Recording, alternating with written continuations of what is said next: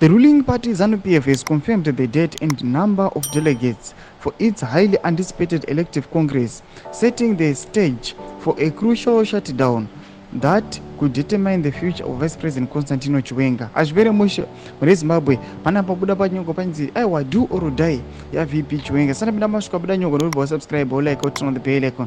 TV na mnaimwe commissions over 4,000 delegates expected to converge at Bulawayo Zimbabwe International Trade Fair ZTN grounds from October 22 to 27. The Congress will be a defining moment as the party selects a successor to President Emmerson Mnangagwa and the 2028 presidential candidate.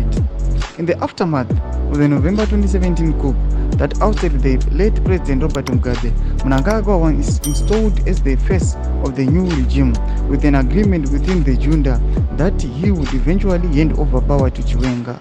However, this pact now appears to be unraveling with increasing momentum to endorse Mnangagwa for a third term. All provinces has publicly rallied behind the notion of extending Mnangagwa's presidency until 2030, even if it requires amending the constitution.